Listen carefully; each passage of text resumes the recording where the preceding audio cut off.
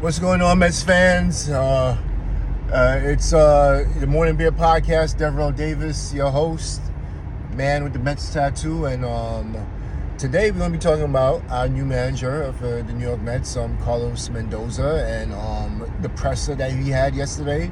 Like I said, I don't like to just jump on and start, doing a video just right after certain things happen. I like to let things sit, linger a little bit, roll around in my head a little bit, and then come up with a thought and a formulation of what I believe we've seen and witnessed. So I just want to say, if you've seen the presser yesterday, you know that Carlos Mendoza won that presser.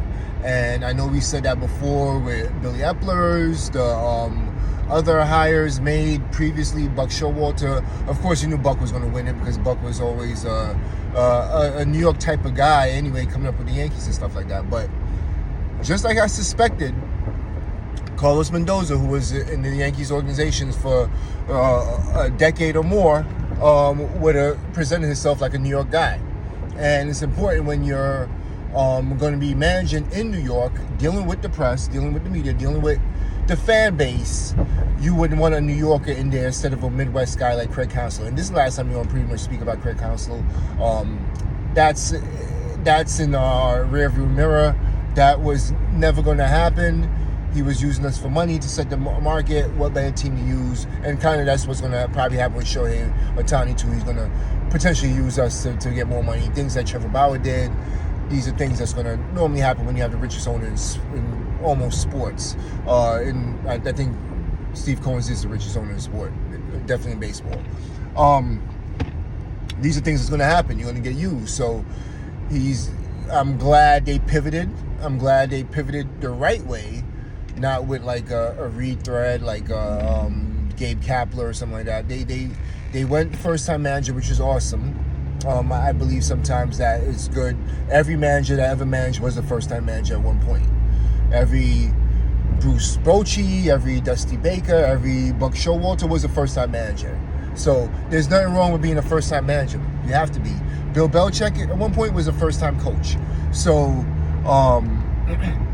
moving on from that, Carlos Mendoza won this presser by being himself and not putting on a show and trying to portray something to the New York media. He humbly went there, showed love to everybody that made paved the way for him, that made a difference in his life, his father, his family, his wife, the San Francisco Giants for making him the first time MLB player.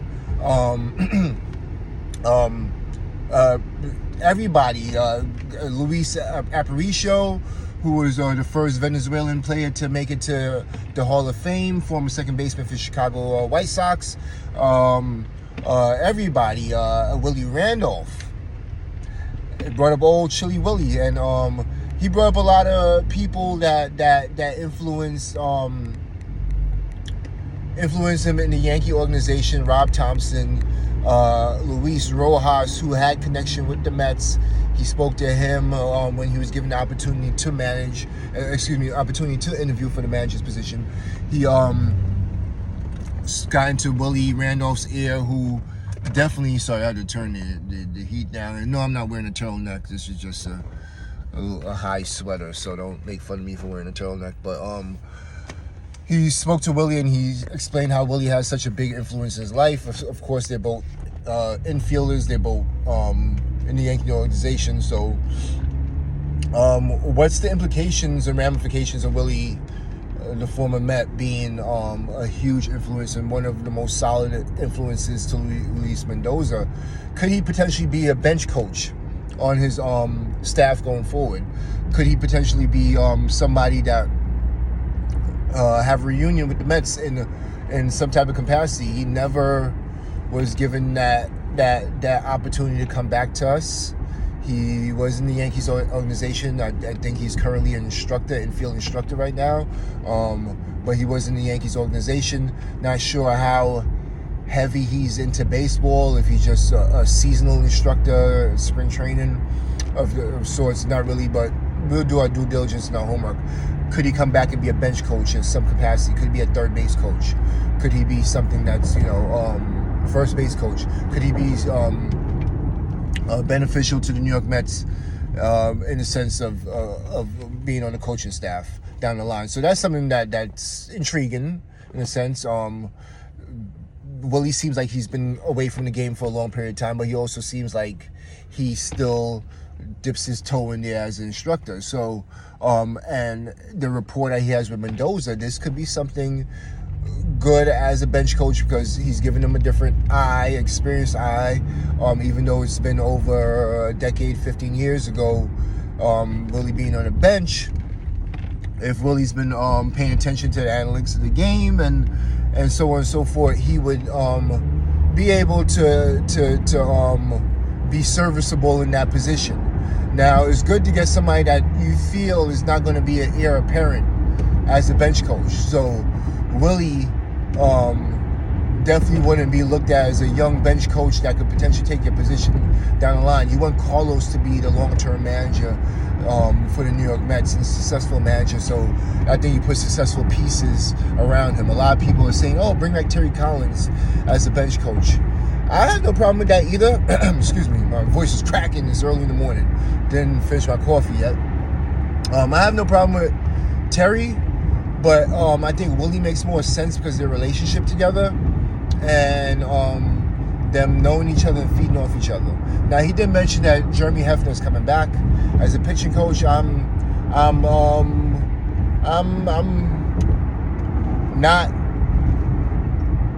over the top happy about it, nor am I sad or I did want the guy to have his own full staff and opportunity to pick his own staff. However, Jeremy Hefner was not horrible. He didn't have I'm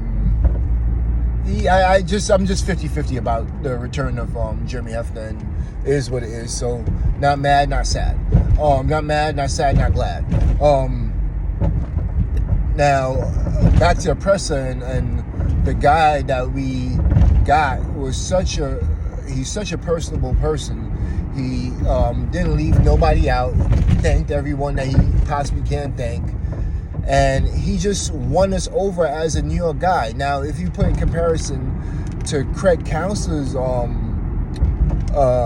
presser in Chicago is a big media market. However, it's not this New York dwarf.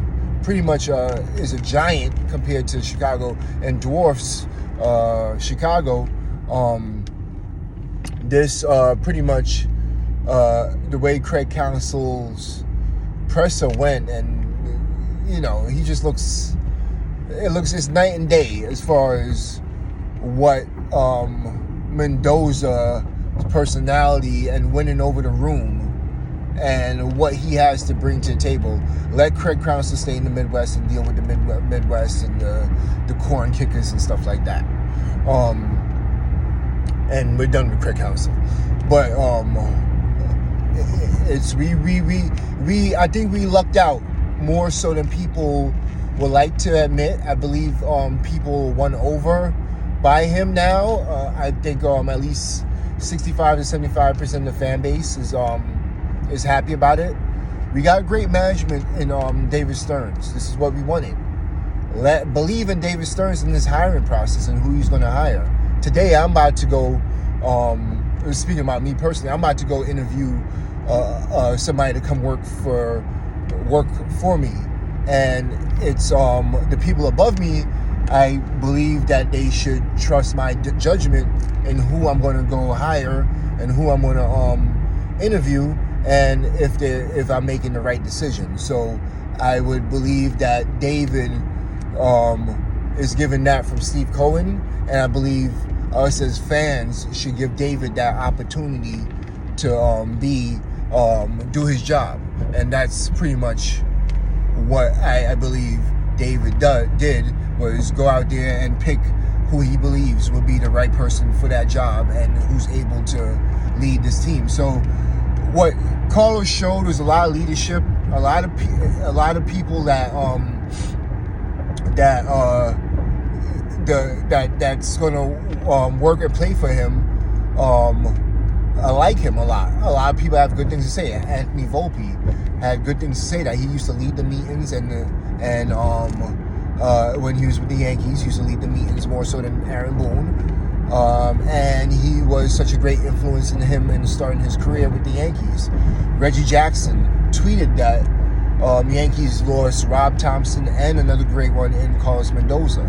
He's getting all these accolades left and right.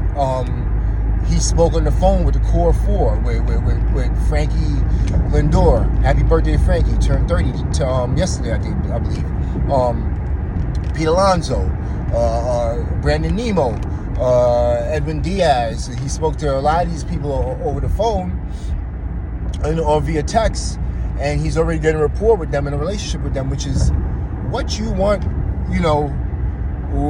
with our coach. You want them to be able to, our manager, you want them to be able to have the relationship with the guys that you need to have a relationship. If you can't have a relationship with all 25, all 26, all 27 people on the team, have a relationship with the guys that you need to have a relationship, and then try to expand that out to having a relationship with the whole entire roster. Because, it's simple. Like, there's like, and like, I don't mean to keep going back to me, but like, I do have like a roster under me of almost 20-something people, and it's hard for me to have a rapport and a relationship with all of them. I have the ones with relationship with the ones that are mainly the main people that I interact with the most, and who mainly push the pace in where I'm at. So it's definitely important that I get their ears and have a relationship with them and talk to them more. So in conclusion, we got a New Yorker to coach in New York and manage in New York. We got a personable person. He's not an Adam Gase, if y'all remember that presser for the Jets. And he's not an Adam Gase, and he won the presser, and that's all we could ask for, and we're satisfied with what we have as far as the manager is concerned. So I'm gonna leave it at that. We're gonna go on to other videos down the line as the off season continues to go on, and I'm heading to work. You guys have a good one. Let's go Mets. Let's go Carlos Mendoza. We got a good one, and we're ready to rock and roll. Talk to you later. Peace.